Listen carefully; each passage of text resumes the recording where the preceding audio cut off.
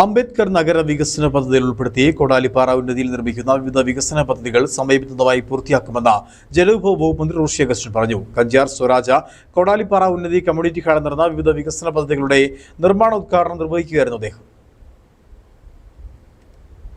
മാറ്റങ്ങളും ചെയ്യേണ്ട പ്രവർത്തികളെ കുറിച്ചുമെല്ലാം നേരത്തെ തന്നെ തീരുമാനമെടുത്തിട്ടുണ്ട്.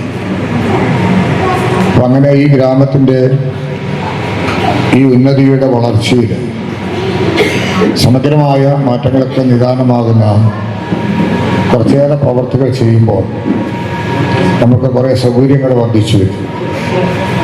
അതിലെ ഓരോ ഉന്നതികളും ഓരോ ഘട്ടം കാഞ്ചിയാർ പഞ്ചായത്തിലെ കോടാലിപ്പാറ ഉന്നതിയിൽ 2022-23 വർഷത്തെ അംബേദ്കർ നഗരവികസന പദ്ധതിയിൽ ഉൾപ്പെടുത്തി 1 കോടി രൂപയുടെ വികസന പ്രവർത്തനങ്ങൾക്കായി തിരഞ്ഞെടുക്കുകയും ജില്ലാ നിർമ്മിതി കേന്ദ്രം മുഖേന പദ്ധതി നടപ്പിലാക്കാനായി ടെൻഡർ നടപടികളും പൂർത്തീകരിച്ചിട്ടുണ്ട്.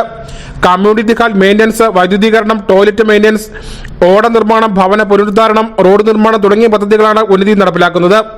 ഉദ്ഘാടന ചടങ്ങിൽ കാഞ്ചിയാർ ഗ്രാമപഞ്ചായത്ത് president Celine Thomas, DTPC project officer G. Anilkumar, ജില്ലാ നിർമ്മിതി project engineer Biju S, ഊരുമൂപ്പൻ, Ravi TC, ത്രിതല പഞ്ചായത്ത് അംഗങ്ങൾ, വിവിധ രാഷ്ട്രീയ സാംസ്കാരിക നേതാക്കൾ എന്നിവർ പങ്കെടുത്തു. News bureau Kattappana.